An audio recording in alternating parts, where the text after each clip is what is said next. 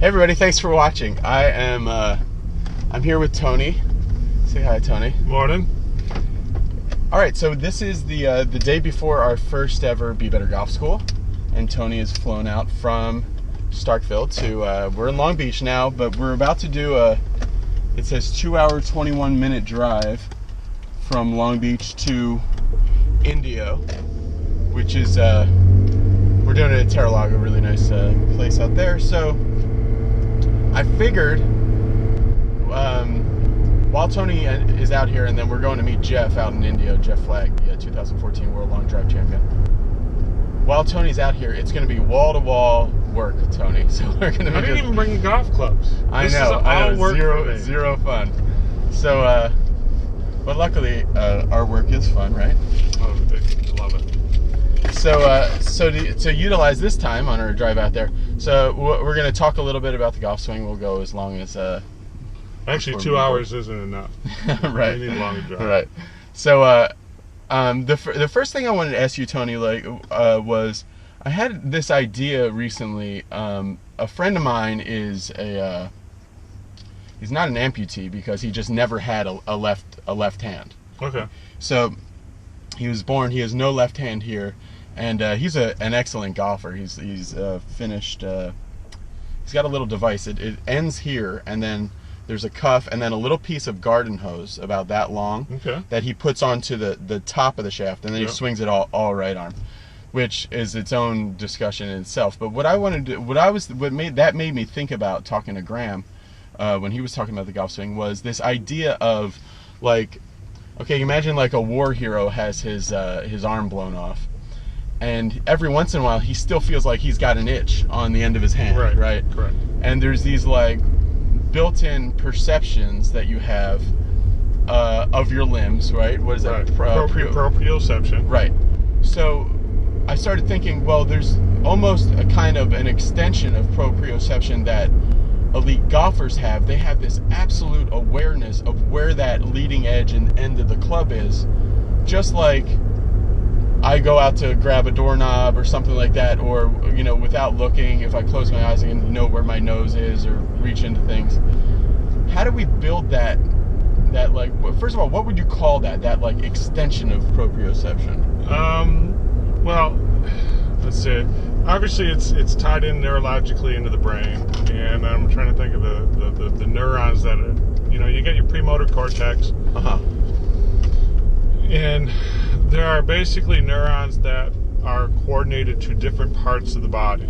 So you could actually map out, where your toes are, where your head is, where your tongue is, different parts in the premotor cortex. Right, like you've seen. I'm trying to think of the term. Brain surgery, when they're doing brain surgery, a doctor will be like, all right, wiggle your toe while he's like touching a certain part of the brain, and if it won't wiggle, he knows he's in trouble. Right. Yeah. So I mean, it's all mapped out, both right and left side, and so those neurons are all set for those particular body parts. So now, what you're talking about with professional golfers is expertise. Okay. So they've developed the skill of being an expert to be aware of that proprioception. That's the reason why a lot of tour players will say some things that doesn't even make sense, because generally they're not really aware of what they're doing. They know what to do, and they do. Hey, if I do this, I'm going to hit the ball well. Or the feel that gets them in a certain spot. Yeah, exactly. Yeah. And it really could be somewhat irrelevant. It may not even be anything related to actually what they do, but that's just their confidence in knowing, hey, what I do X, I produce great shots Y, leave me alone. Yeah, right. Yeah, that's one of the things that I was thinking about too with the golf swing, where kind of like we were talking about this in the other video, but I think it's an important distinction that people need to make if they're trying to get better at golf. Like, okay, do you want to be like an expert in the science of what actually happens, or do you want to be an expert in the creation of things that you do to make things happen? So you were talking about the difference between the science of golf and the difference of your personal perception of what happens to actually create the shots you want. And this is an awesome discussion, because I actually wrote the PowerPoint on this on the plane coming in last night. So this is actually the first thing we're going to cover with the golf school is, do you want to know more knowledge, or do you want to become an expert? And when you become an expert at skills and become a better performer on the golf course, your approach has to be different than if you're going to become a golf instructor and learn about the biomechanics and things like that. So that's unfortunately what people do is get into these procedural golf instructions. Okay, I got to do A, B, and then C, and then D, and so forth. But that's not going to make you a better performer. Right. Like knowing in sequence what happens and why it happens and things, that's not the feedback that's going to... No, and really what you're going to find out is the time it takes for your brain to process that information. There's no way that you can actually now perform the skill. Because you can't think while you're doing. Right. So one of the guys, this older guy that used to be like an amateur champion, was like a great golfer like back in the day, like he was at my local. He said a great quote to me that I think is relevant to this. I was talking to him a year or two ago about something that happens in the golf swing, and he's like, well, he erased me, and it was just like, no, you're confusing what happens with what to do. Yeah. So that's the difference that we're talking about. Yeah, and in the PowerPoint I use the Nike's term, just do it. Mm-hmm. Okay, so that gets a little bit into the mental model. And it's just a matter. It's a matter of action. It's a matter of reaction and deciding what to do, and then let's go do it. But again, you're not processing the pieces of information. I got to get in this position, this position, this position, this position. Because if you do that, well, there's several factors. One, it slows down the process of movement. Two, does it fit into the context of the golf shot? And a lot of times, everyone's trying to develop one swing, but that may work well on the range. But on the golf course, how many times do you have that exact same flat, perfect lie in a pile of golf balls on the golf course? You don't. It's one ball, and you have sloping terrains. Right. Okay. Our next maneuver is the 22 East, which I know where that is. Okay, but back to that awareness of where the club head is and where the leading edge is and the face angle and all that things that come with like a high level of expertise. Now, when it comes to fat shots and thin shots, what are some of the practice procedures or things you have people do to build up a better? Because a lot of times, like our friend, a guy we know, Dr. Josh, he's got great movements of his body, but he's got very poor, when I play with him, very poor awareness of where the club is in space. He would always be fat or thin. You'd look back in slow motion, it looked like a tour player, but he just couldn't put the club like on the ball where it needed to be. So how do we develop that better? Well, there's a couple things. One, he's fixed that. He came up. Okay. Yeah. Jackson. We got him working. He was striping it, at least last time I talked to him. So a lot of it has to understand where the coordination between the arms and the body and club all get put together. And what ended up happening, people take one piece of information and let's just say, okay, I want you to work the arms in transition. Well, now everything else stops because that's all they're focused on. They're trying to make that happen. They're not actually creating the movement. And so that's the reason why we talk about that sequence is the arms, body, and club going through the ball. So this way, it's a constant motion through the ball and not just static position. So when people generally will hit it fat, is that tells me that their body, lower body, is not moving and upper body is not moving the right way at the right time. So that's through impact. So, and all that happens with the thin shots is the sequence is off and the body is moving too fast relative to the speed of the arms in that transition. So it's just really kind of getting those things coordinated and understanding that there's a difference between putting things in sequence to hit the best shots.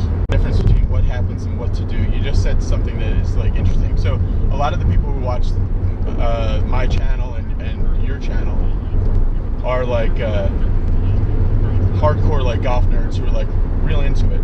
So they see these positions that in slow motion that, you know, it's funny because you get beyond even wanting to be a great golfer and you start envying these positions that great golfers have as if that's going to, like, you know, get you where you want to be. But said that, and I've seen it with guys that I've played with and myself too.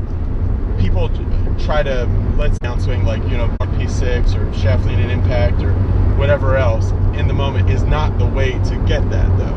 Yeah, You're just trying to snap create it. Exactly. Those are more effects. There's not the action that creates those positions.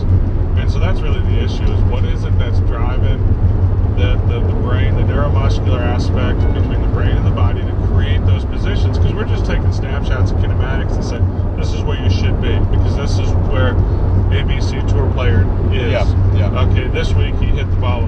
But unfortunately, when you look at human movement, there's so much variability, which is actually good. No one had ever narrowed up that variability so close.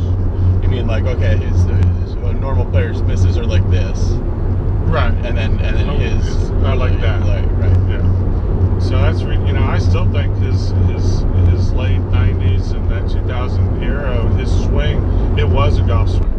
It wasn't this series of positions, and everything like that. So that I think that's where people end up missing, is they end up getting into position golf instead of just playing golf. Right. And we're back. All right, cool. So reiterate real quick, just in case, because I don't know when that stopped. You were talking about the difference between making a golf swing and then just trying to be a person that reproduces a series of positions. One of the things that I always one thing that I say to myself sometimes is golf is not synchronized swimming. It's not where I'm trying to match somebody else perfectly, right, in lockstep. So talk about the difference between actually making a golf swing. Well, and the thing about it, trying to hit positions, when we try to compare ourselves to somebody else, you have this thing called anthropometrics, which is basically, what's our height, body weight, and because we come from different cultures, we have different genetic patterns, there's actually different bone socket alignments that can happen. So some people, for an example, can get into a deep squat. Yeah. No problems at all. Other people, their femur goes into the acetabulum at a different angle. Not wrong, that's wrong.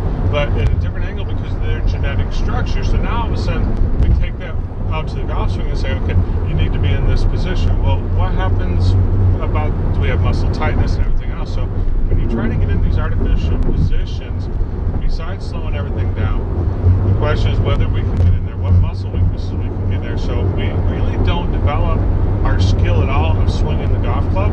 Yeah. We may temporarily be, hey, those positions look great, but how many times have you gone out to the range, kind of hit it pretty well, you got positions, you're focused, there's no pressure because you got a pile of balls, but then all of a sudden you go to the golf course and it totally disappears. Oh yeah. Because you really haven't developed your skill. You're trying to hit this specific position, perfect, so-called perfect alignment, that it doesn't, being a golfer, it just doesn't work that way. It's not how we're wired. All right, that's what's not to do. Let's talk about what we should do then. So that's we don't want to hit all these positions, but this kind of gets into because you're talking about everyone's body is different. It's true, but the more I see about the reactionary golf swing, the more I see it's kind of similar. Every person is very similar to how the feels can be created to get into the proper sequence to make a golf ball go far. So having been fortunate to travel a little bit around the world, and now we get to do this, is one of the questions that I always have to golfers is, how much effort do your best shots take? Right. And it's universal, no effort. Yeah, breezy, like nothing. Okay, so then how much effort do your poor shots take? Working so hard, I'm swinging too hard, whatever the perception is. So that is a universal truth. So what it is a perfect coordination between all of our body segments in order to deliver the club in the right alignment and to hit that ball center of the ball, center mass of the club head to produce our shot. So what is it that we have to do to create those perfect coordinations? So it's not about position. Perfect example is Furyk. Furyk, as goofy as his swing can look, according to the TaylorMade guys at the time using the mocap system, he was the best on tour to get the club back to zero, to a zero path every single time, practically. So when you look at that, that's what allowed somebody that has what we would call a very, maybe not as an efficient swing, but because he knew that that path was always really good, that ball wasn't going to go too far offline. Which makes me think that one of the things that you said in our last long discussion that raised some controversy with a few of the people was you said, okay, well we've solved the golf swing. That part is solved. Now we need to go on to other stuff. So what did you mean by when you say that? Like we've solved the golf swing, or if you remember? Yeah. Well, okay. Based on what we take a look at is a straight ball flight. Yeah. And this came from the Callaway engineers.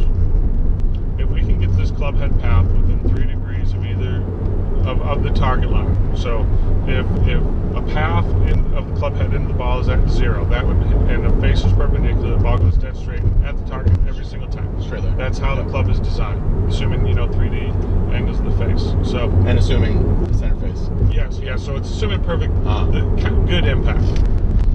Because you could have good alignments, but hit the ball off center, we're going to get some torquing and the ball's going to go offline. So we're going to take all that. So if we can get within that 3 degrees on either side, plus minus, and that face is perpendicular, the ball goes straight. That's physics. Yep. Okay. None of the systems can model out, even Foresight, TrackMan, none of the systems can model out all the friction coefficients, all the weather conditions to guarantee to be 100% accurate. They're getting better. They're working with each other to get better, but we do know that, hey, this path and this face is good. So now the question is, what do we need to do working backwards, kind of reverse engineering it? What do we need to do now to create those alignments at impact and through impact? Because there are force vectors that have to occur right before impact in order to create those alignments. And because it's happening so fast, we kind of have to start setting those up as we come down. So the sequence is, whether it's the flamingo, the drill, or feet together, is we've realized that, and I've seen it with the EMG now, is we know that there's pre-activation of the muscles in order to keep that system nice and tight, in a sense. Not tight as in tension, but coordinated. Yeah. So like a really well-working machine. Exactly. Yeah. So we know how all that works. We know what alignments. We know how the wrist has to go through extension to flexion. There's enough research, and a lot of this research actually is done in Australia. I mean, the guys down there are just doing phenomenal. Dr. Fernandez has just come out with some stuff, and I think it was Dr. Sweeney. I think he finally got his PhD down there. So the modeling is all there. Dr. Kwan, even Dr. Nesbitt up in Lehigh. I mean, these guys have modeled things out pretty well. So that when you put all the pieces together, this is how the club needs to move. And what I look at is then how are the motor control aspects in order to put all the pieces together. So that's somebody can create that. Somebody can create that. That's the reason why and this has been an issue for 20 some years. Well, the arms don't go first. I said, yes, that's an internal model. Correct, they never go first. Lower body's always kind of outracing the arms. But because we're talking about motor control, we got to look at it from an internal model, not from an external kinematics. So now that we know what the club's got to do to hit the ball straight, now we kind of can say, this is it. Now, we know everyone's a little bit different, grips are a little bit different, and you may have to tweak it, adjust it for your personal fit. But now we can start looking at, okay, how can we make you a better player? And this gets into the mind, and this gets into creating shots, and this gets into learning. Now, how do you learn to become an expert? Okay, the 10,000 hours, if you actually get into Erickson's paper, that was such a small line, a small sentence within that whole paper, that so people just kind of jump onto that. They say, let's find something, we're going to market that. And the game of golf too is like, well, which skill are you talking about? Would that be 10,000 hours of 3-foot putts, or would that be 10,000 hours of all the skills of golf, or would that be 10,000, bunker shots, or what is? Yeah, well, the whole or whatever it is, the guy didn't fail. But now, why didn't the guy make it? Well, was it because of instruction? I mean, there was a comment there. Whoever wrote the paper, that the instruction was poor. Well, I did see, because I was a big follower of the Dan Plan, obviously, probably to anybody who watches Be Better Golf. Yeah, I was a follower of the Dan Plan, and somebody said like, oh, it was Dan's fault for flip-flopping instructors and stuff. But I would say, you know, if Dan was hitting his goals, if he was hitting his goals and getting better, then Mike, you'd be surprised at how many golf instructors I know that I've met that do not play golf, basically hate golf, you know, are annoyed by it, and are super frustrated, like all the time. Oh yeah, I mean, so many golf instructors that never ever play, and are very frustrated. He's like, well, the answer to that is simple. It's like, if you go in and you're not making people better, then your job as golf instructor becomes insanely hard going to get new people and keep people going, and you're doing all this weird stuff. Whereas, like, if you're making people better, it's you know, it's just things just kind of take care of themselves. Yeah, I mean, you can call them charlatans and all this other stuff. That little Jim Cramer plug. Yeah. But they're probably just doing their best. Yeah, I mean, and again, we get it. That's a whole nother thing I can get myself in a lot of trouble with. Is what is the education process for these guys? You know, you look at PGM programs. Most of them, I think, are business and recreation based, recreation management. So I mean, they're good, great business to not tell this player how to move, and that's where the process is really broken. I don't think it's. I really don't think people have ill intents to make people worse, but they just don't know. They just don't know what to do, so they cling on to whatever is being published by somebody else. Which is why I think sometimes you get the worst golf instruction for other people comes from tour players or former major champions or things like that. When they start telling people what to do, you start to get some senior tour players that have won majors. Did they pay you for lessons, or did you give them for free? They usually, I got paid a little bit, but then I usually had to play against them. Oh, okay. And I was doing pretty well, shooting like 100 or 200 power. Yeah. And I'd have to give them their money back. No, that's not gonna. Yeah, that's not gonna do it. Yeah, I was gonna say, if they gave you the lessons for free, if you gave them the lessons for free, then you're allowed to say who it is. But if they paid you, let's see. I'm trying to think. That goes back a few years back down to the Florida days. But anyhow, getting back into it, working with these tour players and their mindset. Yeah. So it was one of those things that, and I made the mistake of saying, how are these guys not? They were what I would call academically not aware of what they were doing. Yep. But that's what made them brilliant as golfers. And again, that's the part of doing. Like a caveman mindset. Yeah. Yeah. It's like this, you know, I mean, one of them loves to wear loud pants and is obnoxious as hell. And this was before he won the PGA Championship. Yeah. And so, I mean, he's out there and just like, okay, how do you do that? We were just mystified about how somebody could swing so fast and control the ball flight. You know? Right. You know, and such a long swing. It's like, how do you get it back to that point? Yeah. Bubba, you see the same thing. It's like every swing is, you know, a different crazy shape, but he's creating that impact. Yeah. That's good variability. Yeah. That's the reason why somebody like Bubba Watson is a player.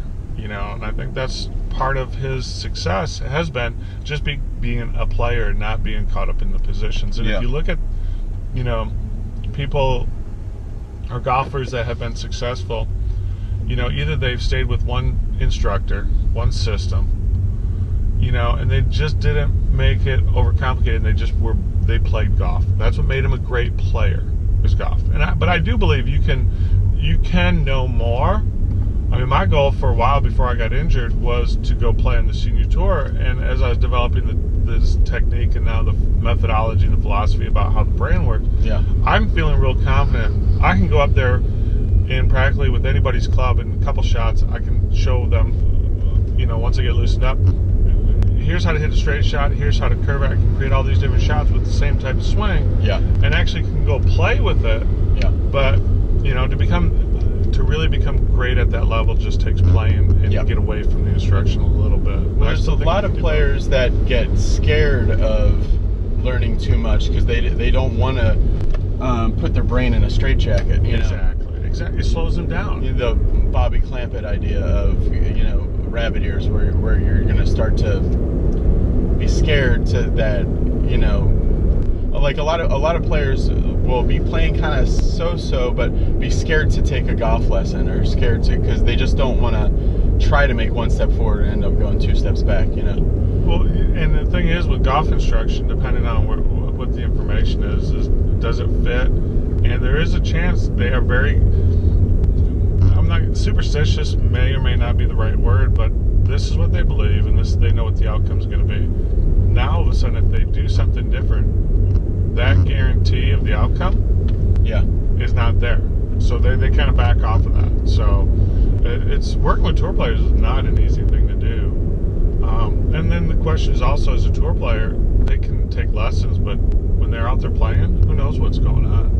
What they're actually doing. You know, I remember this other go back to their junior golf days, like, what was that thing I used to do that I worked? Exactly. Yeah. You know, I mean, the one senior tour guy I was working with one time, we were talking about the right hand and this and right arm, and you know, he kind of got in my face and goes, you know, I've won over $5 million playing golf, and you're telling me I'm doing it the wrong way. And it's like, no, sir, no. And he goes, well, I'm hitting the ball good.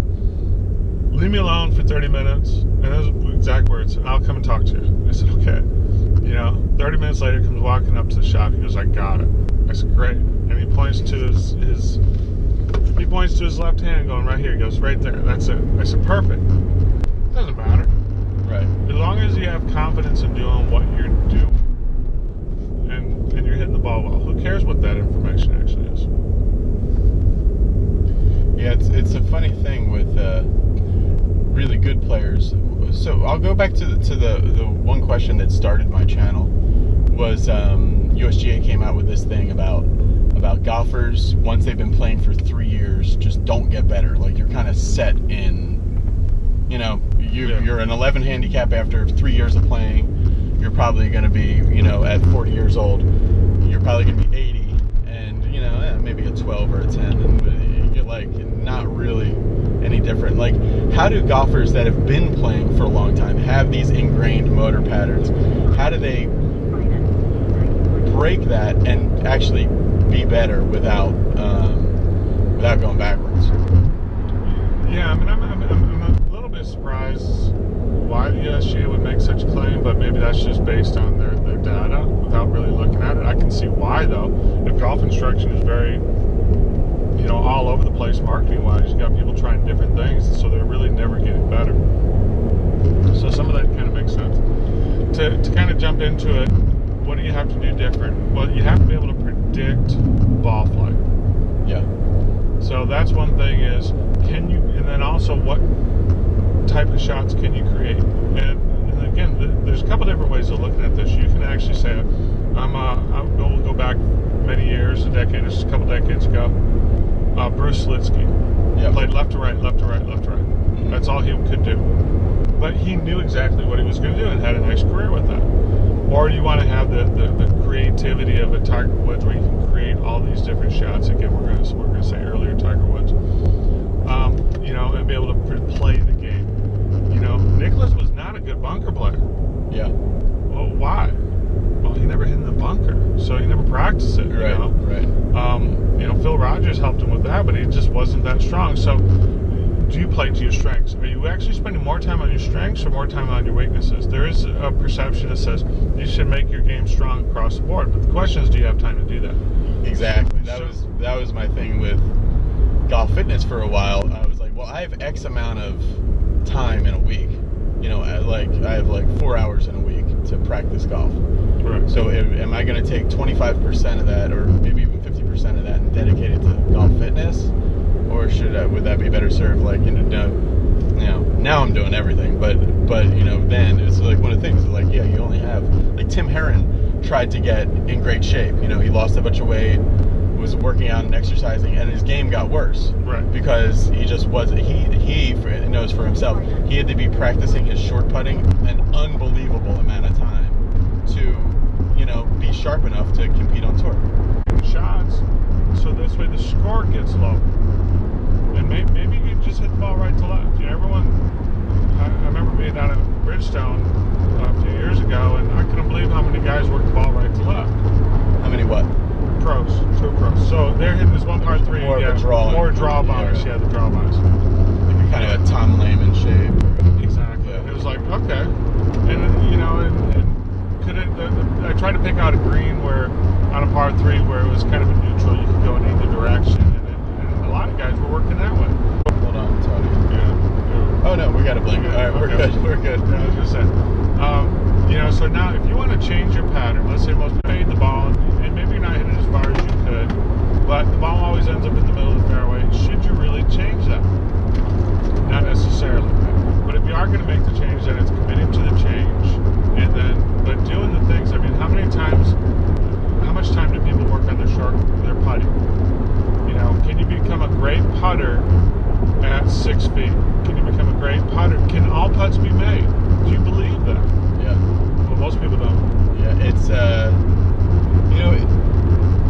the universe is supposed to be are happening right now, and anyway, so this is getting a weird thing, but what I want to say is somewhere in the universe there, if this is true, which actually I don't believe is true, but somewhere in the universe, if this theory is true, is a version of Brendan DeVore who has never missed a putt ever.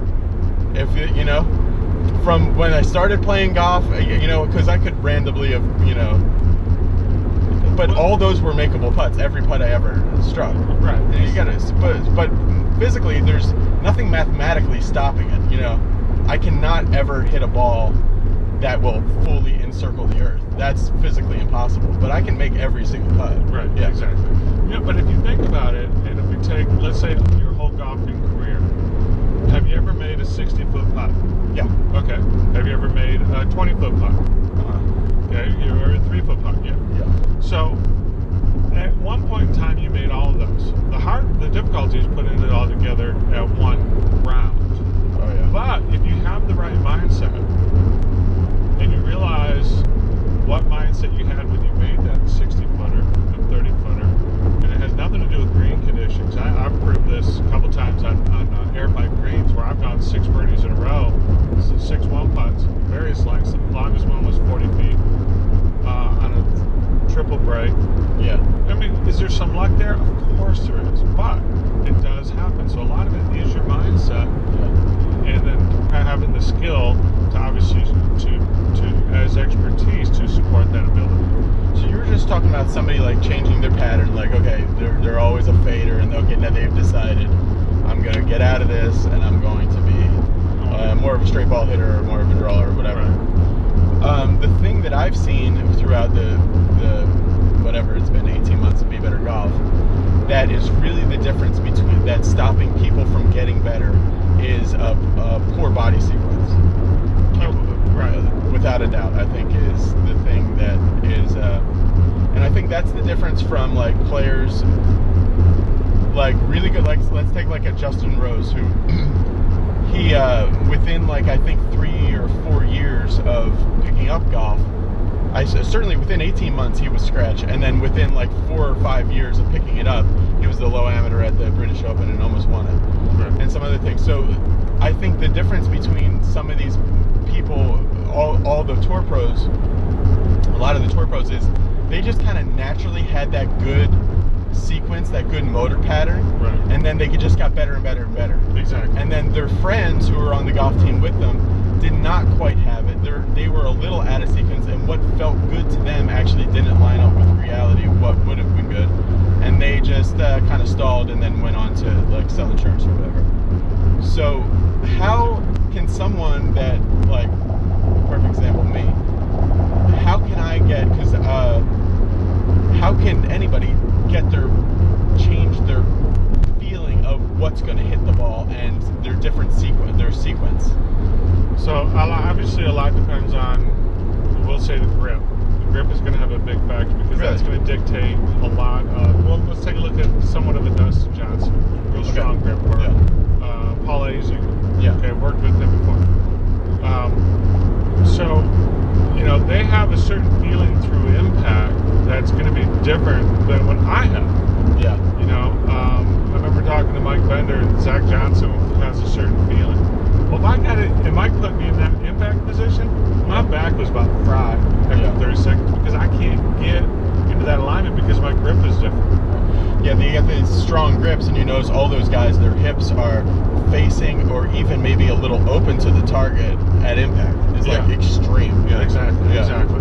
So that's going to be different than some. Now, if you got more of a neutral grip or even a weak grip, kind of like a Hogan had, yeah, you can't have those same body alignments. So that's one thing. To me, you have to take a look at the grip and make sure everything fits in with the grip, because that's missing. I wouldn't call it missing piece, but that's just the glue that kind of is the connection between you and the golf club and the ball is your grip. So at the same point, so we got Zach and Paul and DJ who are real strong, and that gets them open.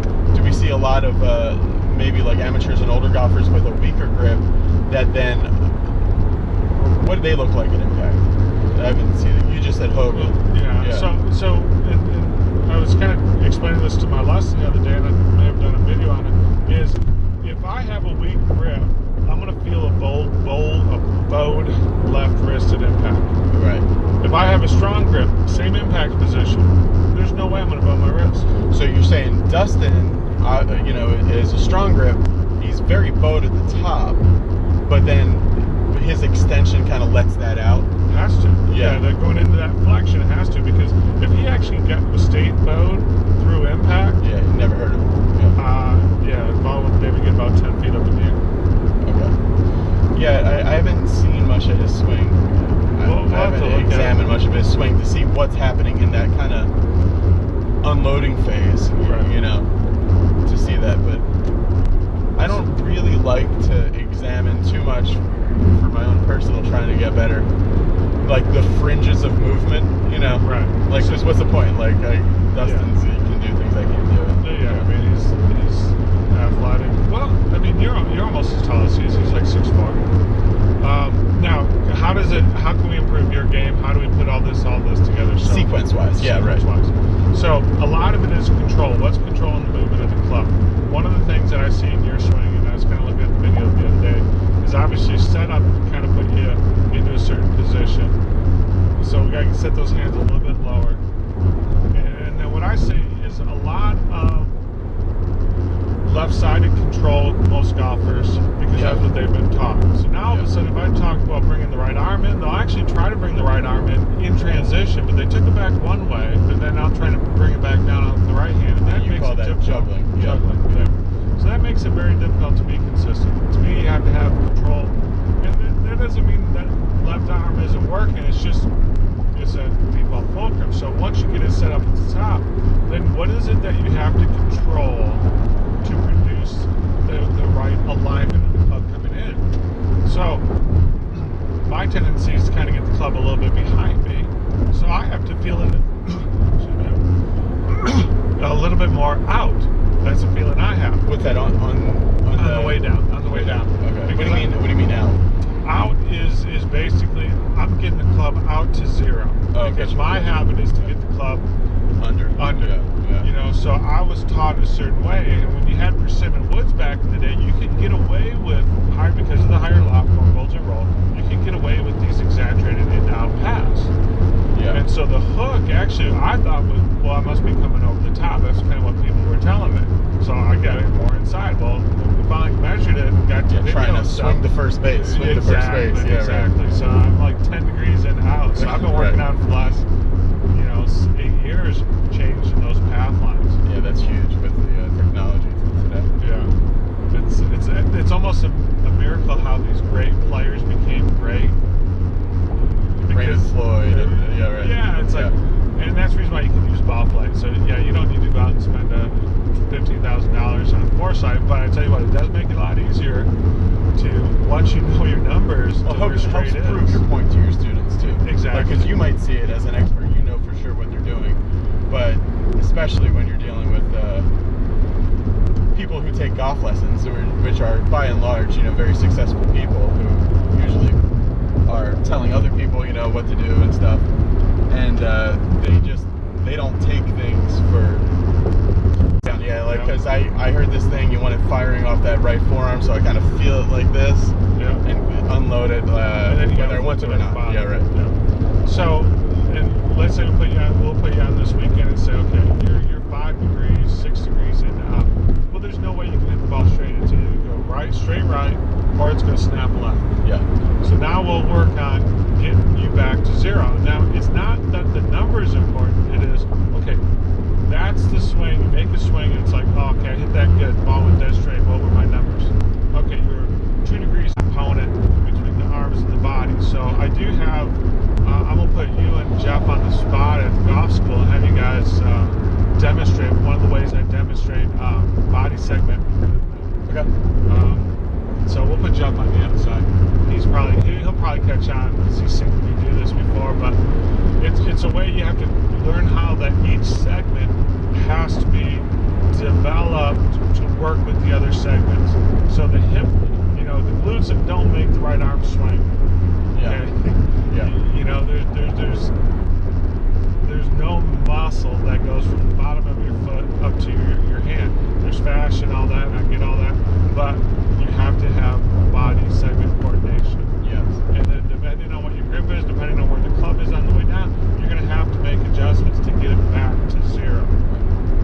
Because when we were talking about the things to improve somebody's sequence in kind of like a sinking your swing kind of way, I'm on probably month 5 now, or 4 or 5, of doing the flamingo drill, Yeah.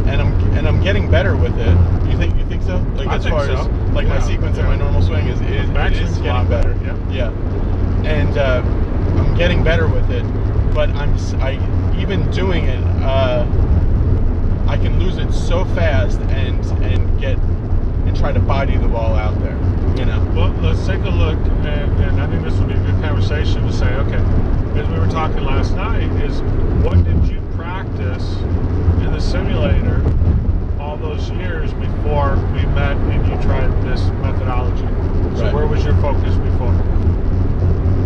My focus was, I'm trying to think back. Yeah, my focus absolutely, I remember. It was a golfing machine place.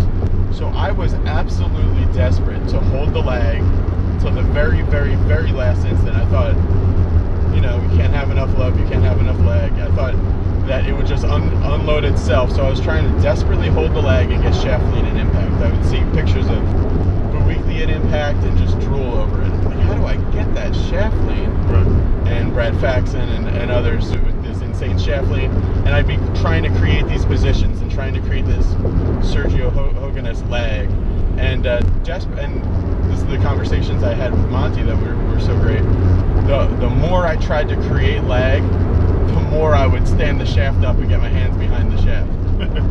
Actually, because now I know why, because I was going so extremely hard with my body that I had no choice. Yeah. So, but that's my baggage. That's what I'm dealing with still till today.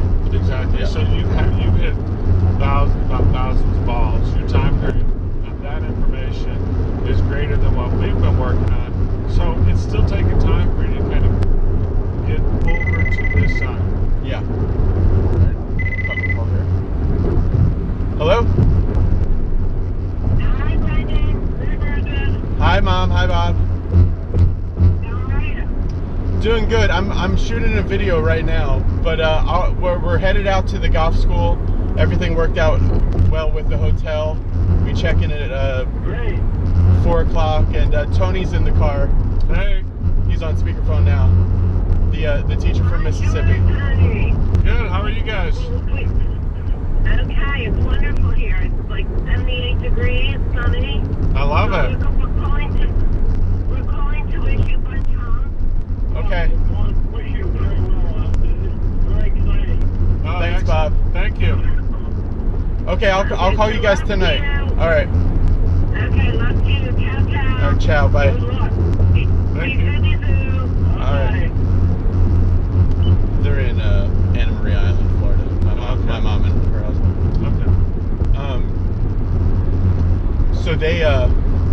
So we were talking about, for me, so breaking the kind of shackles that you put on yourself of, have this sequence that I'm at the top, I'm gonna hold this, I'm gonna, but now I'm, that's why the only thing that, it was funny, we did this video that became one of my, Monty and I did this video that became, it's got 300,000 views now. Wow. It's called, I forget the name of it. Oh, How to Hit Your Irons Longer and Straighter. It was one of the first lessons I did with him.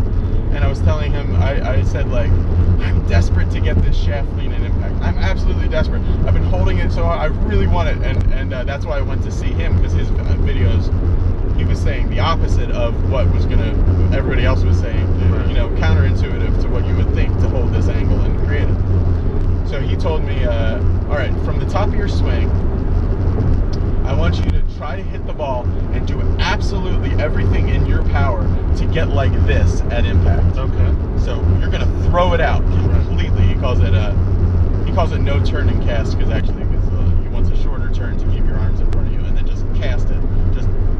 I was like, yeah, well, that's just gonna be this casting mess. You know, I'm just gonna look like I'm flipping, and in me trying to flip as hard as I could, we went and hit it. I had the shaft lean of Charles Schwartzel. There you go. It just squished it, and my 7-iron, which normally I hit like, you know, 162 at the time or something like that, you know, if I hit it well. It was a warm day, but 191. It was crazy. And from dumping it out, and so now in the last 18 months of Be Better Golf, working with Monty, working with you, I'm doing the opposite of what would be, because intuitively, and that's the hard thing about reactionary golf in some ways, intuitively you would think like, okay, excuse me, you would think, I see these slow motion swings, I see the hips going dramatically first in these great players, I see the lag is amazing. So intuitively you think like some golf instructors are teaching, let me go extremely hard with my hips, let me hold this angle, and let me put a lot of down force on my hands, and boom, you know, I'm wet.com or something. So that's the hard thing about talking to people about reactionary golf. Yeah, I mean, that's the reason why I try to really get people to understand that it's a motor control technique. It's not a kinematic approach. It's not what's actually happening. No, it has to do with intent, and it has to do with muscles, and that's where the EMG research that I've done and is currently doing. You know, golf pros don't have EMG machines, which allows us to measure muscle activation, timing, and peaks. But that's what needs to happen as a great player. Is you need to realize that your muscles are moving everything, and then how do they have to work to produce that? So it's as simple as throwing a ball. If you're going to throw a ball, you know, without thinking about it, you create a tremendous amount of lag between the ball, the weight of the ball, and your forearm. That wrist extension is lag. Yeah. But we're actually trying to release that, and that acceleration of the arms in the golf swing, which is horizontal adduction, that acceleration, because of the mass of the club, creates the illusion that we're holding the angle. And so I use the baseball analogy. It's a funny thing. I had a bet with some friends when I was living in Philadelphia at the old vet stadium. They had a speed pitch. And so my friends and I would go, and you're throwing like on a flat surface, so you don't have the advantage of the mound. And this gun was slow anyway. But we'd stand there like hanging out around the speed pitch, and they bet me, in the course of one Philly season, we used to go to games sometimes, they bet that I wouldn't be able to break 70, throw it, you know, more than 70. And because I was usually like 65 or 66 or something. And so we used to go around there, and the speed pitch machine is really funny, because kids that play high school baseball and stuff, they would bet their friends, oh, I guarantee I'm, you know, okay, Roger Clemens is throwing 95, I guarantee I'm throwing 81. Yeah. You'd hang out there all day, you'd see 2 people to throw faster than 70 miles an hour.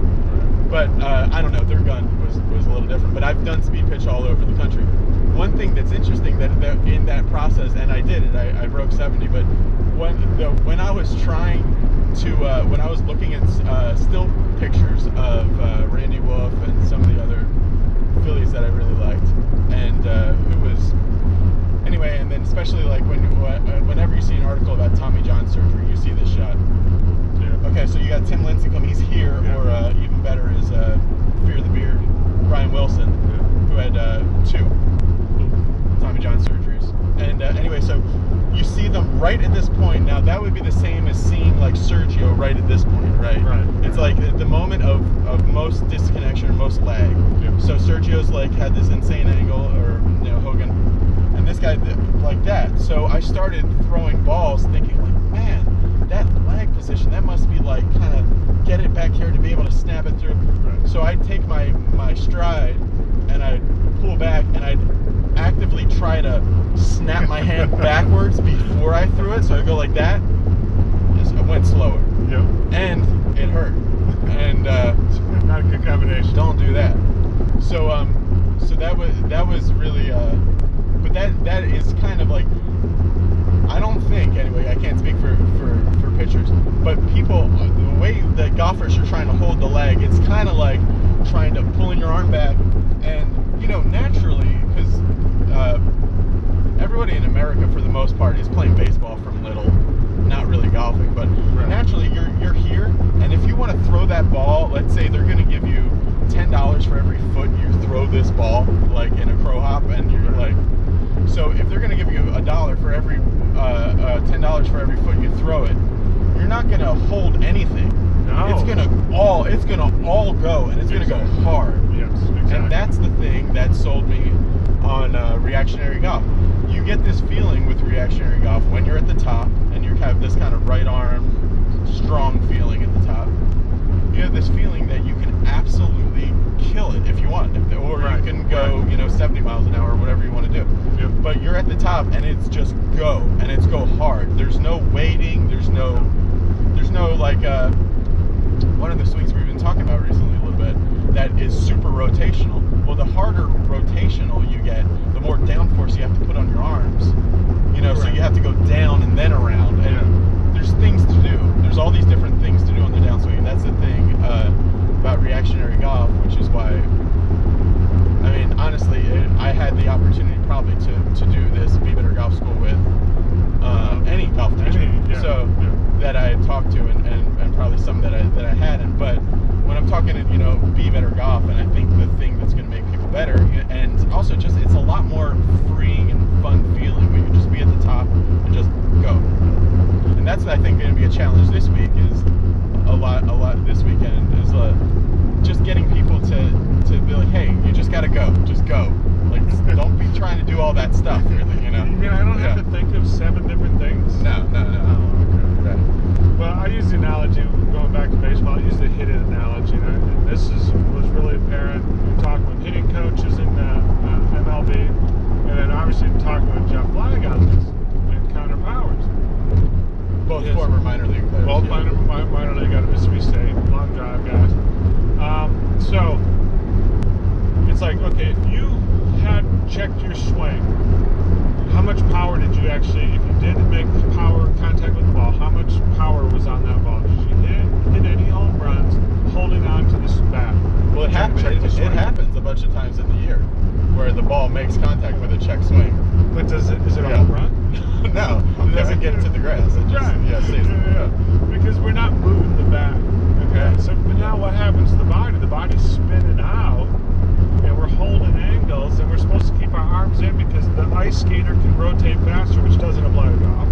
Improper application of physics. And like if you had this check swing thought, and then like somewhere on the downswing you change your mind, it's not really going to go far. Just, a dribbler. It's not bad. So then it's like getting the bat out there, and it's all about bat speed, it's all about arm speed, and that, again, validates. It's just another analogy to get people to understand that, hey, don't be afraid of the arm swing.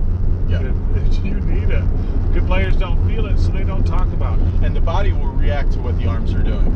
For the most part. For the most part, exactly. Now, people can kind of like retard that for themselves, thinking like just because it's arms first doesn't mean it's an arms only swing. No. Let your body do what it wants to do. And that's the reason why that really getting into the ABCs of it is that arms, body, and club through impact. It's the whole motion. And then that we take it even further into, okay, let's create the shot. Well, is it an 80% shot, 90% shot? It's arms, body, club, but you're not trying to hold the club. No. Yeah, right. No. So because that's one of the things I was wondering about. All right, so we're moving on to the 60 East here. Okay, so So let's talk about the mental. One thing that you said, mental game of golf wise. One thing that you said that I think is really one of the reasons, because I think a lot of golfers, especially more beginning golfers or poorer golfers, they think, oh, if I could just change my mindset, that's all it is. Like, it's like, they start like twisting their brain in circles, thinking, and you start getting kind of apoplectic about like, why are you doing this? Like, you know what to do, and they think it's just like some kind of strange mind thing, where really you're just not executing the right feels that are going to bring good results. Right. But when you're talking about Nicholas and you were talking about the most times, here we go, still blinking. There's only been a couple times in my career of playing golf where I felt like this is what golfing is. This is, what the great players are feeling, because I was so in tune with the predictability of where the ball was going to go. That's the 60. I was so in tune with the predictability of where the ball was going to go that I could actually start doing like high level course management. Nice. Like I knew for sure these couple. Exactly. But but the flip side of that is if you don't have real predictability or a tight window of a fairly tight window of predictability to where the ball's going to go, course management and becomes basically like just wasted calories. What's the point? Yeah. Well, but I will say, yeah. If you're a golfer and you're trying to get better at your ball striking and you're trying to improve that, you can still have predictability with your short game. Yeah. So because that's a lot easier. Visualization of what you want to do with it, right, is going to increase your probability of hitting a good one. Yeah. Exactly. So that's where you can also say, what, it may have taken me 3 shots to get here, but I can make the putt. Or 2 shots, I'm 50 yards out. How can I get this ball up and down? What distance can you get to where you can get up and down from? Yeah. And that's where, we'll challenge golfers this 3 feet. weekend. No, 10 feet. I can You can get up and down at 10 feet? Yeah, from 10 feet away, I'm golden. Well, we need to expand that. Yeah, exactly. I haven't played enough.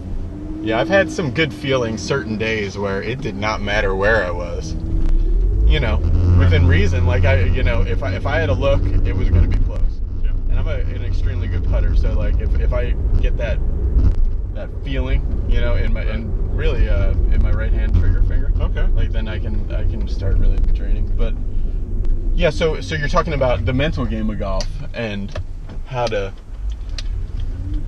start using this so you can start having some core strategy. Right. So one of the things that people get caught up in is I got a negative number. We take the absolute value of a negative number. Obviously, it's still a positive integer. So in golf, it's like we'll use the putting example because that's probably the simplest way of going. Yeah. You got a 4-foot putt. It's for birdie, it's for eagle, for double bogey, or for par. What does your mental state of mind feel compared to all those different scores? Is it the same? Are you more nervous over a birdie or an eagle? Mm-hmm. I know for sure when it's for par, those go in more often. For me. Yeah. So what we want is it shouldn't matter. Right. Because why? That skill, that putt, regardless of outcome, there's no value in a sense to this putting stroke. There's no value to the outcome. We take away the negativity. Yeah. So it's just a matter of doing what you have to do. And so that's being focused in on the present. That's called the zone, the flow. I mean, you can determine it however you want, but it's not getting caught up into outcomes.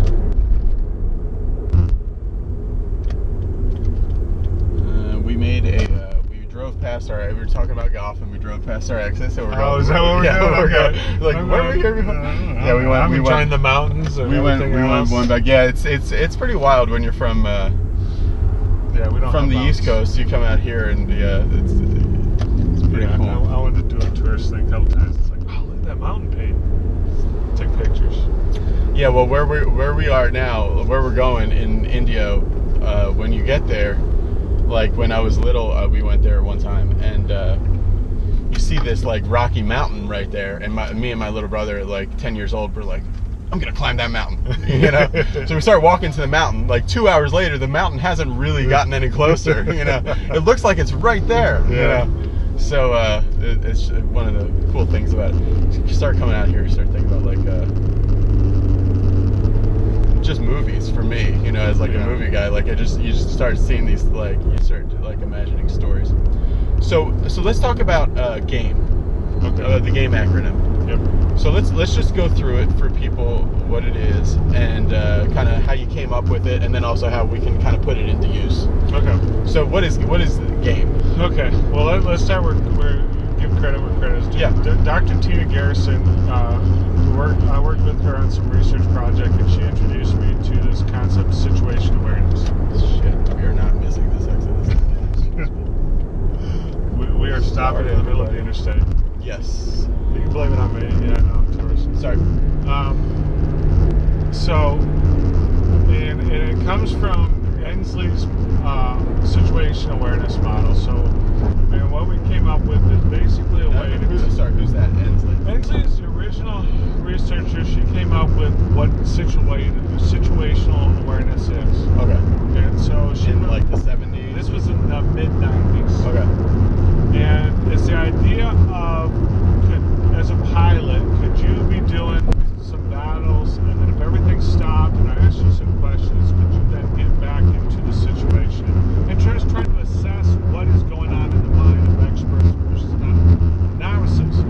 Yeah. And so, and the idea is that everything is contextually related. So,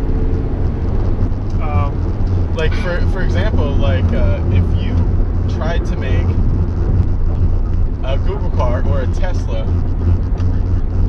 have a conversation about golf and keep yourself alive on the freeway like I'm doing now, right, the algorithm would be insane. Yeah, I mean, it's jumping back and forth quick right now. Yeah. So, but yeah, so situational awareness. So, and then Dr. Garrison, we said, okay, how can we take this process that firefighters and pilots and surgeons go through to get focused in on the task and acquire the right information, because there's so much information out there, what's important, what's not important, then being able to use it to make decisions. Yeah. So that's perfect for golf. Let's bring this into golf. Yeah, to be able to just keep what you need, discard what you don't. Exactly. So because as when I tried to play, it's like I was more, okay, if I birdie this hole, I'll be 3 under. Yeah. And it's like, well, I'm not even focusing on what I'm doing. These numbers just spinning in your head. It's like, what do I want for dinner? Well, not to mention the thing that always used to get me in tournaments was I would always think about talking to my wife afterwards or talking to my friends. Oh, how'd you play? So I'm like writing the story of what I'm gonna tell everybody in the moment. Yeah. Instead of like playing golf, I'm thinking of, oh well, I hit it in this gopher hole and I got a free drop, but I dropped it poorly, and then so I really didn't give myself much better of a lie. So that's the excuse for this bogey. But then you should have seen this awesome like almost hole in one of this. It's like this running story, especially as like a kind of a filmmaker too. Like stories is kind of like what ignites me anyway. So I'm like kind of running this thing, but I'm not playing golf. No, you're going through the motions. Yeah. That's called action selection. Yeah. So,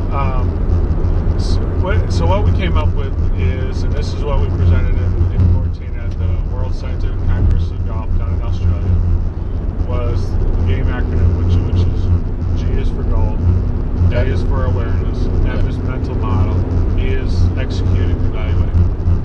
Okay. And so all it was people talk about pre-shot routine. You need a pre-shot routine to get your mindset organized. Yeah. Okay, great. Yeah. Perfect. Like 5 years ago, people were like, look at Tiger's pre-shot routine. It's 37 seconds every single time. And it's like, yeah.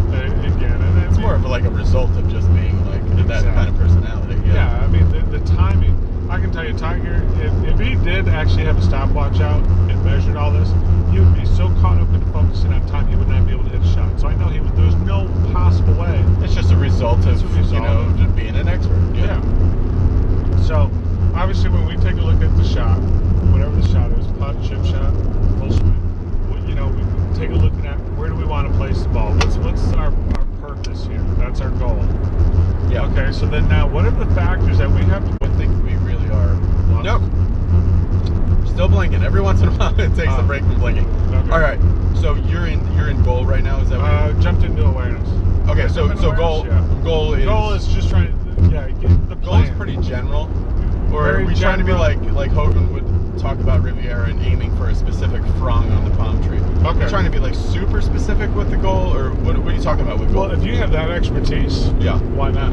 Yeah, if I'm Right. trying to hit bullseye, I'm a throw darts. I want to hit bullseye. I'm shooting for bullseye. Aim small, miss small. You're right.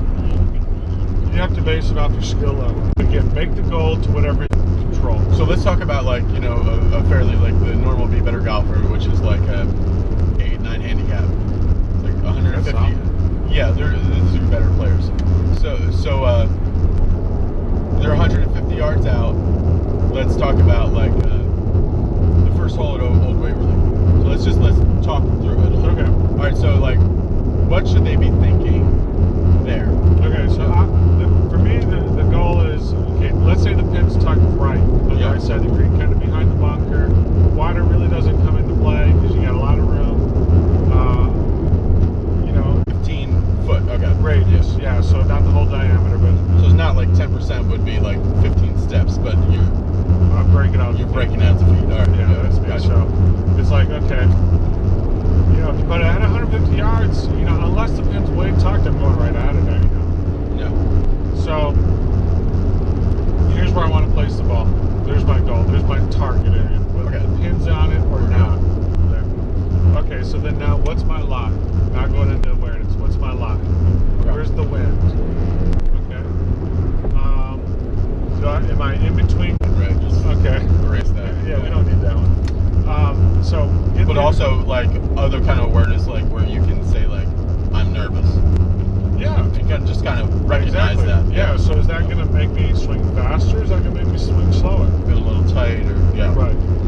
But the better you get at this, all of a sudden those nerves start disappearing because you're so caught up in what you are doing. That is called being in the zone. That's the process. That's the flow. Now I don't get nervous so much, but I recognize I say jazzed up, I'm feeling kind of tingly, and So then all of a sudden now you say, well, geez, normally it's an 8 iron. I'm going to go to a 3/4 9 because you know what? I'm a little on the go, and I'm going to just knock this down. So what trajectory am I creating? So now all of a sudden you kind of painted this picture of what you want to do. Yep. And then that there's our mental model. Okay, so then what is it that we need to do with the swing to produce that shot? Oh. Excuse me. So I was asking my mental model, so there it is.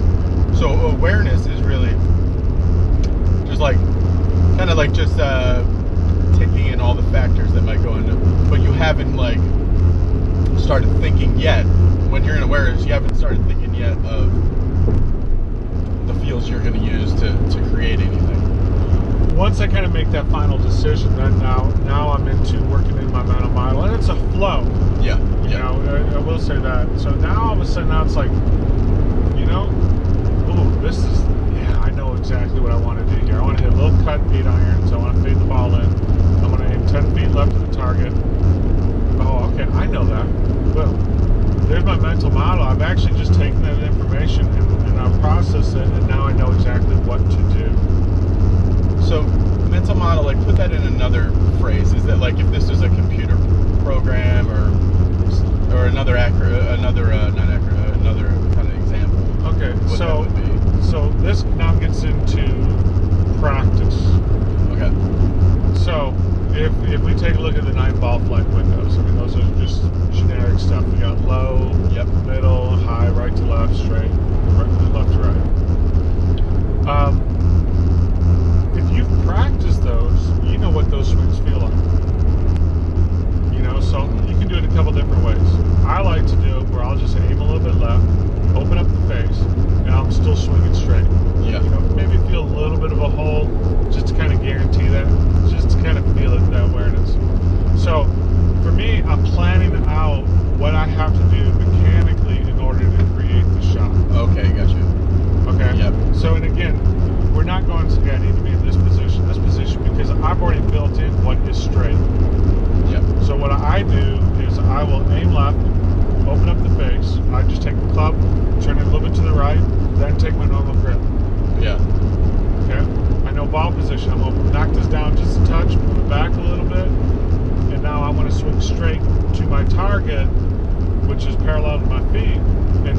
shot and just let it go. Yeah. And now all of a sudden the ball will go out there and then start falling right towards the hole. Right. So we kind of skip through it, but execution is that people get kind of stuck on this one sometimes. Right. One thing I like that somebody I do get some actually a lot of valuable contributions from the comments. But one thing that somebody said, like I was about to hit this, I've been working on my chipping. They said, okay, on this one, because I kind of talked through it with the camera. I was like, on this one, I'm gonna try this new chipping feel. I'm gonna try this new thing. And you always hear people say that, like, oh, I'm gonna try this new thing. Right. This guy said, don't tell yourself I'm gonna try this. Say, I'm gonna execute this new thing. So like I'm gonna do it. Right. know? Right. So there is no try. big difference. Yeah, exactly. There's just do or you don't. Yeah, Yoda golf. Yep. So and then the execution part, it's just like everything is set. Now just do it. Yeah, just do it. Yeah. And that's the reason why it has to be blended in there. So Because you're always kind of like flopping around. It's not these like segmented things. It's like you're in goal, and then you're in awareness, and then you remind yourself of the goal. Then you're in awareness. Then you're in the mental model, and you're reminding yourself of the goal. And like you're flipping a little bit, right? A little bit, because you're checking to make sure your alignment. So as you're kind of walking up into the ball, you are kind of, not regurgitating that, but being aware of it without going, okay, I need to do this. Now I need to blink twice. Now I need to put my right foot in. And see, when you get into those type of pre-shot routine mechanics, you're not focused in on what you're doing. Right. It's gorgeous out there. It's cool, yeah. So one thing that's helped me, I've been thinking of recently with the mental game is I've been kind of thinking of this. We were talking about Yoda golf. I've been kind of thinking of this George W. Bush style of golf. So George W. Bush famously said when he was president, "I'm the decider." Right?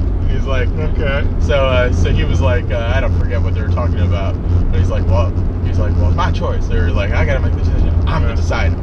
So I really like that idea though on the golf course. One, it's funny, so it makes you think of it, but also like you could like think on the golf course, and you get into this habit sometimes of that, like you're the victim of all these different variables. The wind's doing this, your lie's like that, your swing hasn't been feeling good, like I just put it in the water. Like you're like get into this victim mentality of all these different things that but I think it's more productive to say to yourself, like, I decide. I'm the one who's I'm gonna decide where this ball goes and how good of a shot this is gonna be, and I'm the one that's gonna, like Bob Rotella said in one of, I think putting is a game of confidence or something. He said it's better to be, you kind of want to be like a Winston Churchill mindset about it. It's better to be like wrong and definite about your wrongness than to flip-flop and like be a little bit closer to being right. Right. Exactly. I mean, confidence is either, I like to say it's either there or it's not. You either are doing it, again, we're not trying, let's do it, or we don't do it. So, and when you're focused on all these variables and you're blaming all these conditions, you're not focused on what you're doing. You're not in charge. Yeah. You're paying attention to other things. Yeah. Okay? And instead of saying, okay, what is it that I have to do here? If I'm, something silly, there's a snake in front of me, what am I going to do? Am I going to run away? Am I going to kill the snake? I got to make a decision here. Yeah. And so that's where people have to start, golfers have to start getting in that mindset, and we can talk a little bit about mindset too, because there's a whole other thing in that, is what is it that I want to do in this moment? Yep. That is being in this situation, that is, and then making a decision. The evaluation part of it is now what we can learn from. All right, so the ball's gone. You hit it good, but you pulled it a little bit. Yeah. I didn't commit to that shot. I kind of at the last moment says, okay, don't hook it left. I pull it left. So I actually achieved the goal of what I just got done saying, which was don't push it right in the water. So you yanked a little bit. Yeah. So so anything left of going in going in the water was a successful shot based on what I just told myself. So that's the sort of thing that you got to watch out That's for. what I think I've and seen learn with. from. I've been talking to some really high-level players recently, and I've been trying to, because they kind of like the really good players. They have their what they do before, and they're pretty detailed about that. And then they have like what they do after. But like getting into the minutia of the beyond, like the beyond seconds, like into the milliseconds of those good players is like, you always talk about good players always talk about like being in the moment and being in the present, but like that goes to a very small time frame level. Like they can be in the moment and in the present like during the swing too. Right. It's not just about like not worrying that this is for double bogey. It's also about, they're in that moment. Like, this is what I'm doing right now, is I'm hitting this golf shot. Everything else, will wait. But I'm actually physically doing this. I'm not just like, Right. Yeah. So I remember one story with Azinger is his goal was to he could think of so many things in such a short period of time in his swing. Yeah. That if And he react could, to it. And the react to it is that if he could get it down to just maybe one or two things, he was going to play much better. Yeah. And so that's a lot of what we talked about. Was how So to it's kind of difficult for him because he had that extraordinary athletic ability to feel something and react to it. Yeah. That could almost be a hindrance, whereas somebody else who's just like, oh, that's all I can do, it's all I will do. Yeah. Right. Yeah. And I think this was after he had already won the PGA, and so I think all of a Before sudden, cancer? It was right after cancer. Okay. So, but then he won again. Yeah. Yeah. So that's awesome. So it's also as you get better and things like that, is you start tweaking some things and different things like that. So for me for him is okay. Knuckles to the sky is what his thing was, and so I said let's just stay with that. Yeah. So even though I'm talking about the right arm, I said if you feel knuckles to the sky and then you hit the ball great, who cares? So just go with that. Try to again. That But at the same time, he could feel knuckles to the sky, but he could, further ignite that right side. Oh yeah, for sure. Yeah, and so like one thing I did learn from him was how to hit bunker shots. He hit bunker shots off his right leg, which made sense because again, if you take a look at that strong grip he had to kind of hang back on his right leg and then work it under, because if he tried to go left with that swing and shut down the face, that would be a good bunker player. So they had a funny broadcast on the British Open. Paul Azinger and Nick Faldo. This was before the Ryder Cup, and Paul Azinger is doing a little breakdown on somebody's bunker shot, and Nick Faldo goes, "No, you can't hit a bunker shot that way," he says to Azinger. And Azinger says, "No, that's how you hit a bunker shot." And Faldo goes, "No, that's how you hit a bunker shot because of your grip." And Azinger I don't think he likes when people start ragging on his grip. no. And so Azinger goes, "It is not because of my grip." And he starts going on and on. So that was just reminded me of that.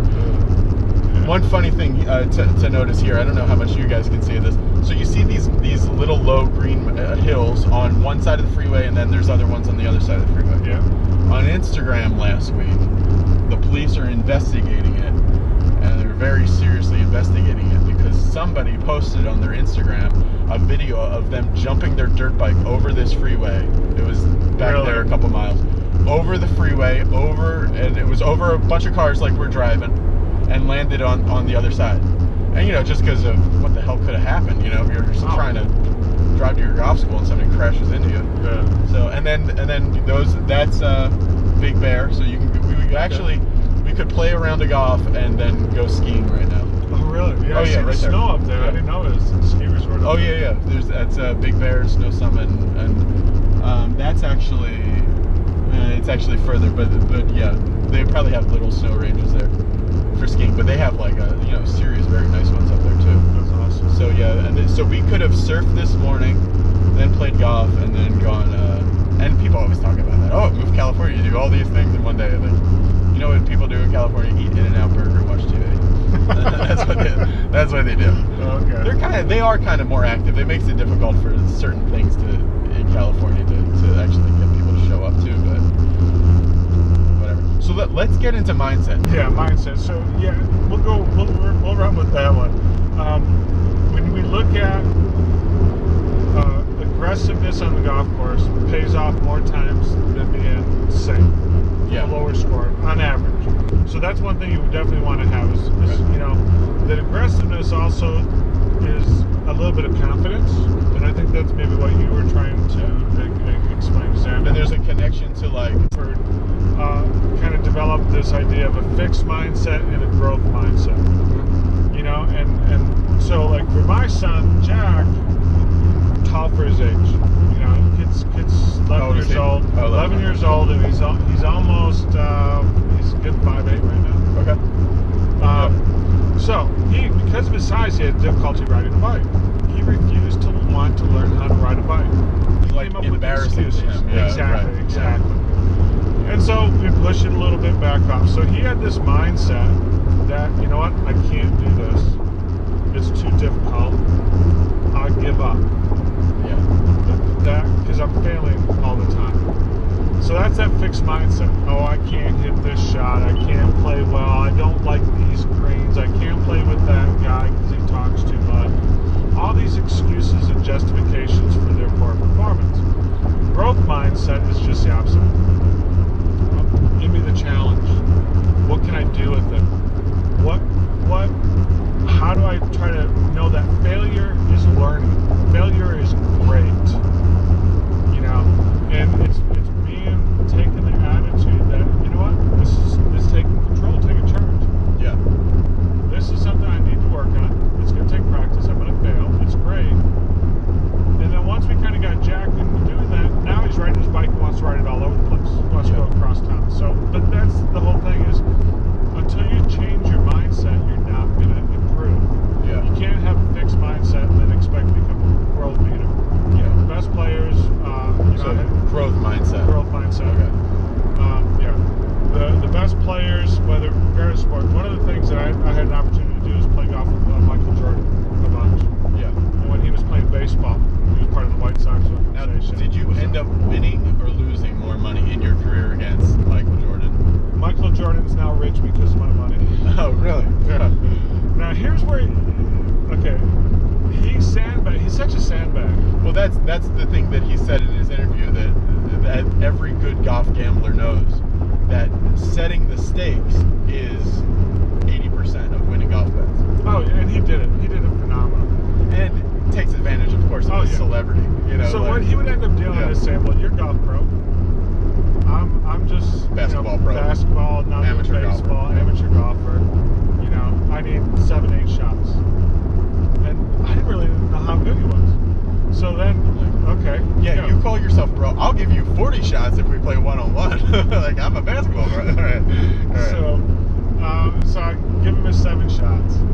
So we get down to the first 9. 7 shots for the 18 holes. Yeah. So I think it was, I don't know, 4 and 3, doesn't matter. I was scorecard to see which way, odd, even thing. So where it worked out was, so I'm up after the first 9. After the first 9, I'm up probably, a couple $100. We get on the 10th tee box. It may have been 11. He goes, oh, because you had bets on the front and the back and the total. Okay, total, exactly. So then we get on. I remember this. It was like we get to the 11th tee box. He goes, "Damn, Tony, did your wife dress you this morning? You're looking good." It's like, oh, here we go. Here we go. Yeah, right.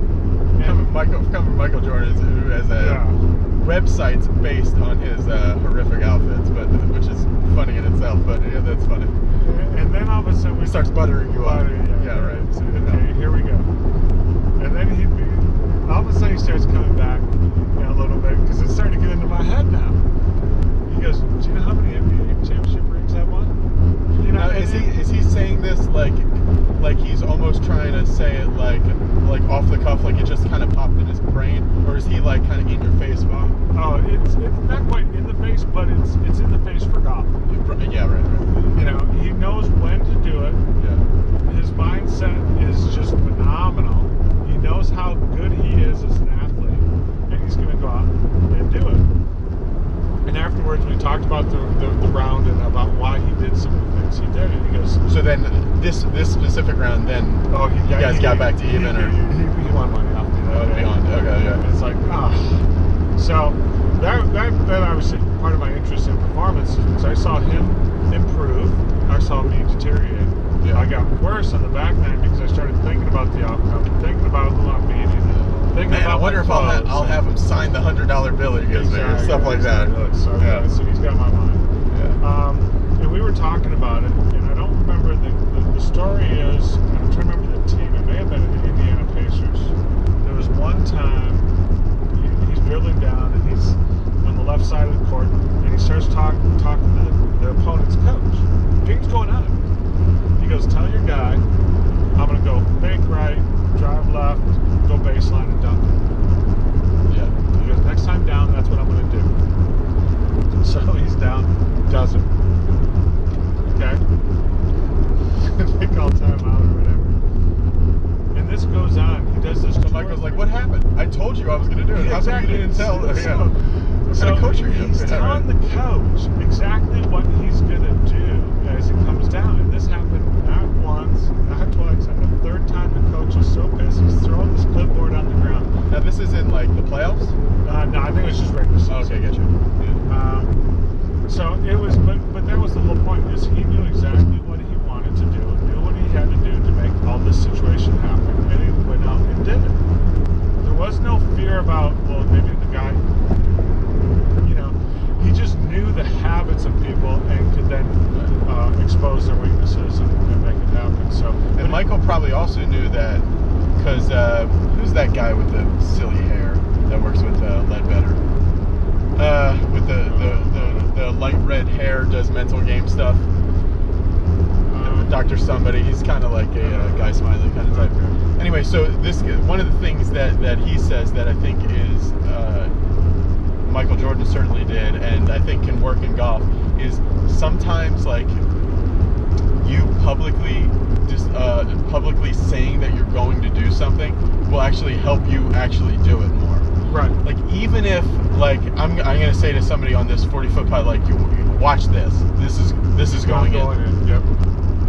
Even if I don't really believe it, by me saying that, it will raise the chances of that putt going in probably 20%. You know, Right. Still might not go in, but probably won't go in still. It's positive, but it does raise your chances.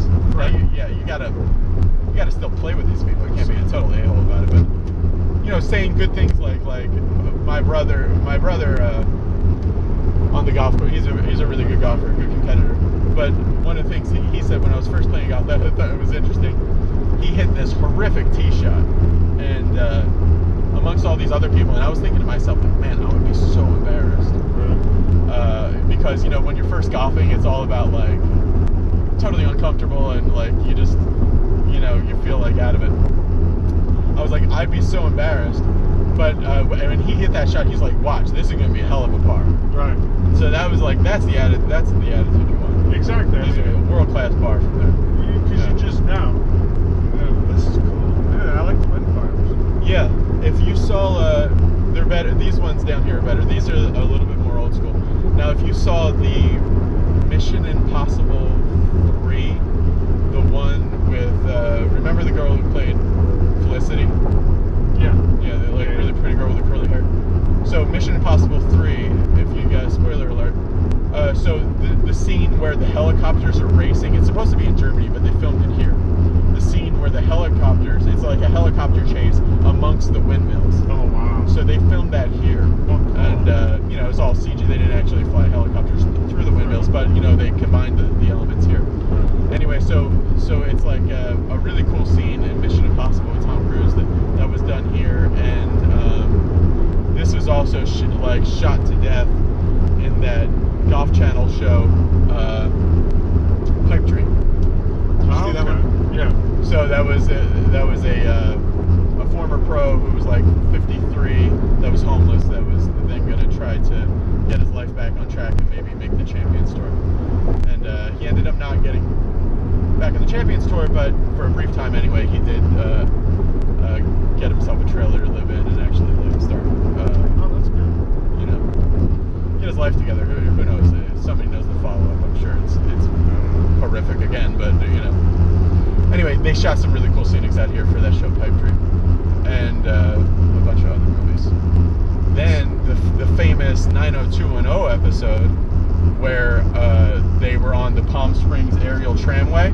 Okay. Is up on just past, when we get past these, you see a really big mountain. There's a tram that goes from the, it takes like 10 minutes to go from the bottom to the top, like 4,000 feet. Okay. And they had, on that famous 90210 episode, I think like Dylan and Brandon were involved in some mafia thing or something. Anyway, they were climbing on the outside of the tram or whatever, and almost fell off. So they shot a bunch of things out here. So back to mindset. Yeah, that to me is what separates the great athletes, the ones that may even have better skill but don't quite make it. Okay. Yeah. Is how do you view situations? Yep.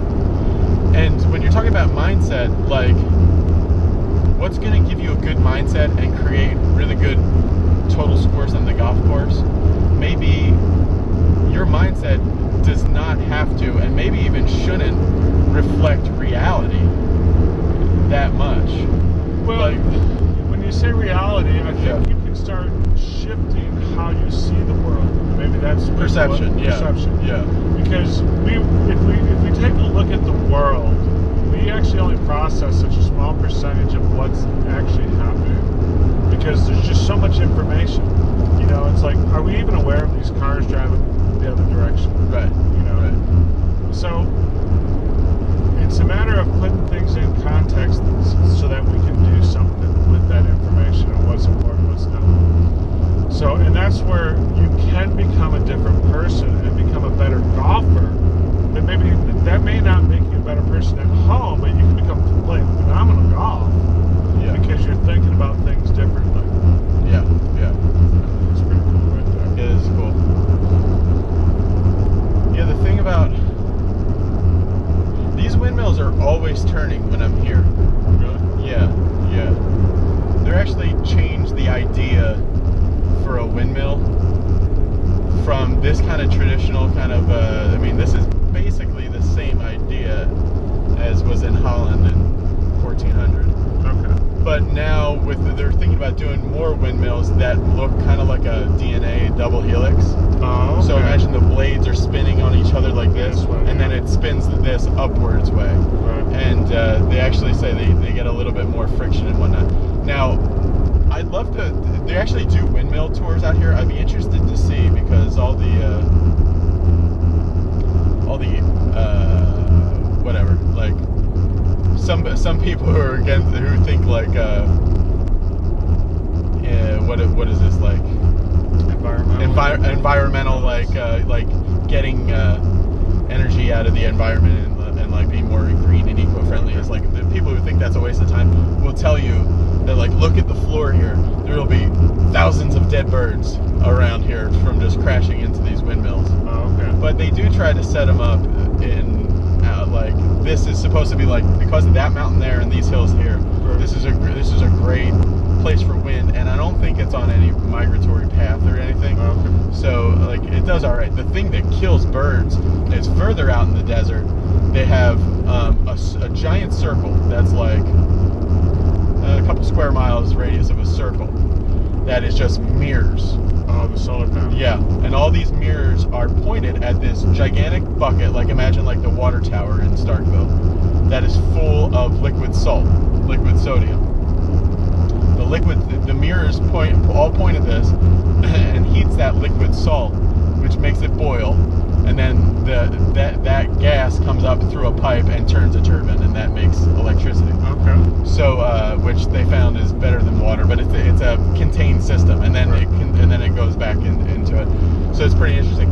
But because of all those mirrors pointed at this thing, any bird that comes into it, it gets to like 1,000 degrees, or maybe like any bird that just like kind of for a second goes through it, it's like burnt chicken, like immediately. So they say that kills a lot of birds, but they're trying to come up with different ideas to like scare the birds away, or they're not trying that or something. All right, so we're entering. This is actually, we're in the Coachella Valley now. We passed Morongo Casino there. That was that big tall building there. And this is where they have the Humana, where Jason Duffner won last year, and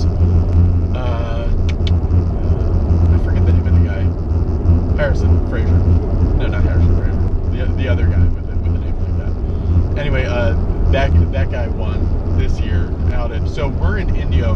So our place is on the left-hand side of the freeway, about 30 more minutes, maybe 25 more minutes. And so La Quinta and PGA West, and where all the PGA Tour courses are, they're level with Indio, but they're in La Quinta, which is so. This is really it's actually become President Obama leaving when he did his famous flyaway in the helicopter, got on the plane, and he came out here. It actually kind of raised the status of Palm Springs because he moved out here. Oh, really? Yeah. He used to stay out here all the time at this place called the Annenberg House, which is like a presidential retreat out here. And Reagan had a house. Reagan used to stay there, and then he had his own ranch and house out here. But Obama, I think, wants to get super into golf. He's going to be spending a lot of time out here. But that made this.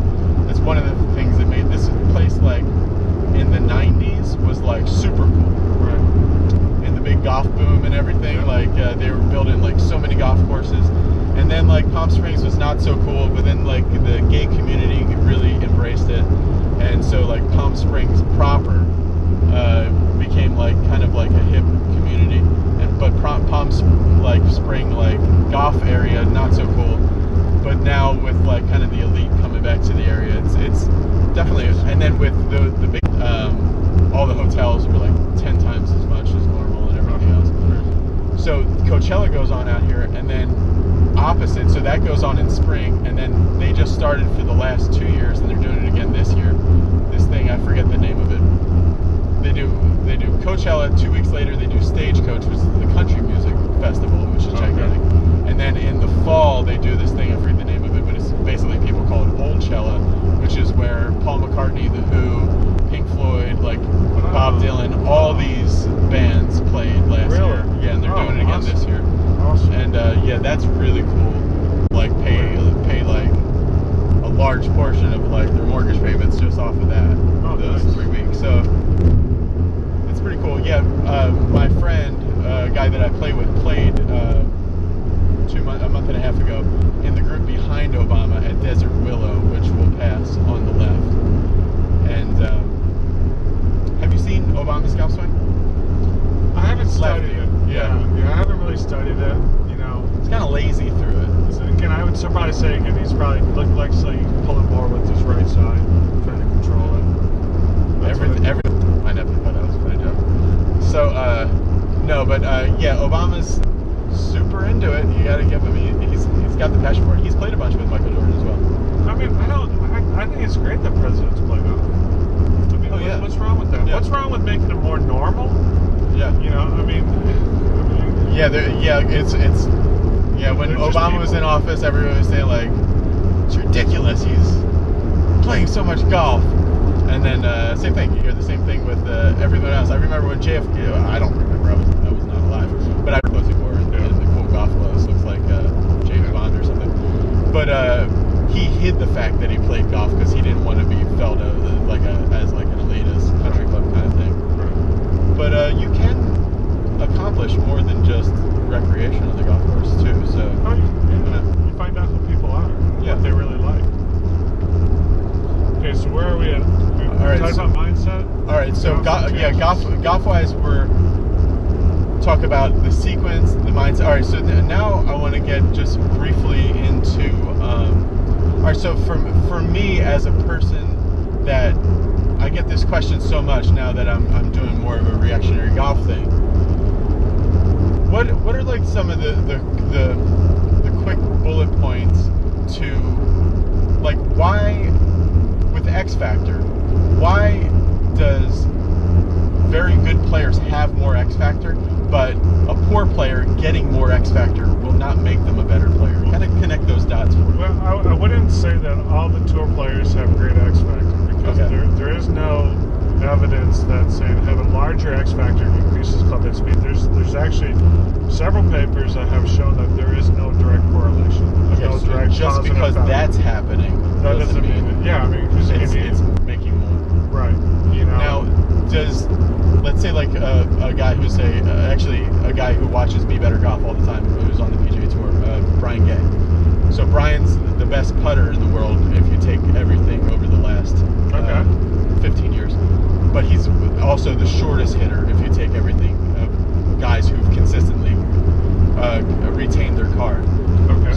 like Brian will have like very little X factor. But do we know?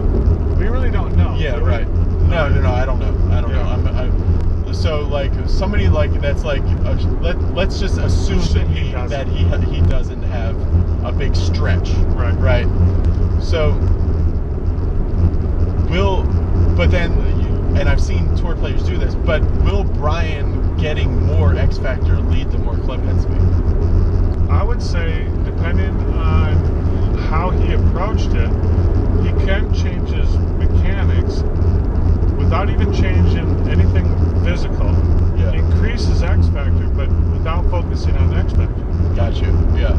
So Dr. Gabrielle Wolf did a great project on this, where they had external focus on something. I forgot exactly what it was, but the club moving through impact, you felt it more pressure on your left foot. Yeah. But because it was an external focus, as a result, club head speed went up compared to an internal focus of trying to shift your weight. And then the X factor increased as a result. But when they were trying to shift their weight and increase it, just slowed it down. Okay. So again, the X factor is nothing more than an effect. I like to call it like a temperature gauge. Yeah. If we stick a thermometer out there that says, okay, it's 90 degrees right now. Yeah. Well, if I put it in a thing of ice water, all of a sudden, a cup of ice water, that thermometer is going to come down in temperature. But it's still 91 degrees outside. So we're looking. Yeah. Golf instruction has been based off the facts without looking at the actual costs. And that's unfortunately where our measurement systems are right now. And then we think, well, hey, if this is what's done, this is what we see, this is what's being measured, this is how it works. One of the valuable things that takeaways that I had from my time with Mike Malaska in Superstition Mountain was we saw a plane flying by, and he's like, that plane there is a lot like the golf swing. And he said the reason is the golf swing is invisible. And I said, what do you mean the golf swing is invisible? He's like, well, if you look at that plane flying, the forces that are on the plane, you can't see them at all. The lift that's going this way, the gravity that's going that way, the thrust that's going this way, and the friction that's going that way. You can't see it.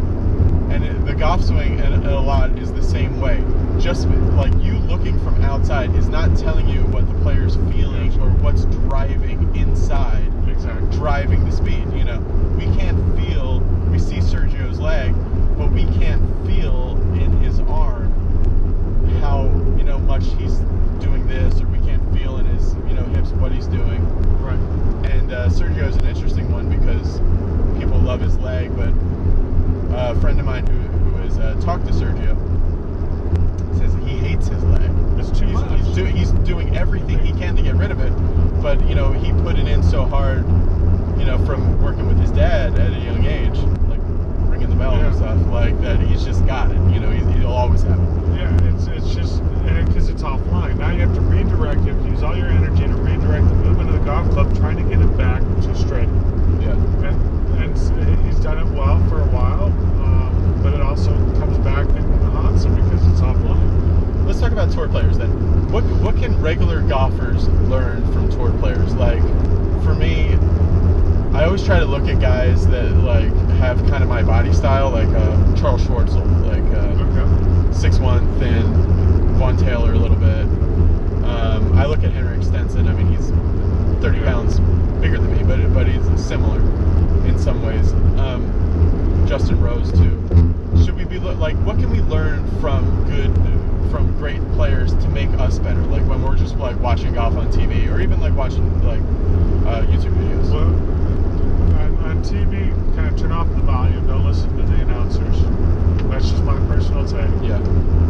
Look at how look at the situation. Let's say the golf hole. Where's the pin? Where are they in the fairway or off the tee, whatever it may be, and then see with how they play that shot and how they make decisions around the green. Are they coming in high, coming in low? Is the pin in the back or the front? What do they do different with the ball to get the ball close to the hole? That to me is really the biggest thing. Okay. Swing wise, because people are on YouTube, like they'll watch this on YouTube, and then they'll immediately, like, slow motion swings are like a big thing. Big thing. So, and the thing the thing I like that you don't see very often is like this swing. I think you get more from a like reactive kind of way. You get more out of seeing a swing in its full motion again and again and again and again in full speed. But watch the whole motion. Yeah. And then you slowed everything down and went frame by frame. They look totally different. Yeah. And that's where the analysis is being lost. Because we're stopping that 1,000 milliseconds. We got 250 on the way down, so maybe about 750 on the way back. We're saying, look at this position, but it's taking it out of context. So the thing I would also have golfers do is look at kind of from when the shaft is parallel to the ground pre-impact through the ball. What alignment is that club coming in? That we'll expand on this week is the connection between plane and low point. So we're just talking about in to out and out to in, and you did a really great wedge video where you're talking about if a guy that will be 2 from the inside will be hitting it fat, and a guy that'll be 2 from the outside will be hitting it thin. But then also you can use that to your advantage to kind of create certain shots. What is, kind of restate, like what is that connection between like that functional swing plane, like from parallel to parallel to plane in a sense through impact. Now we turn it to the right.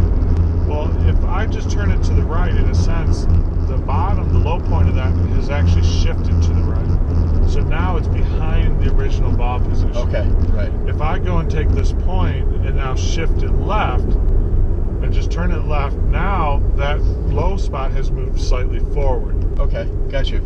Okay.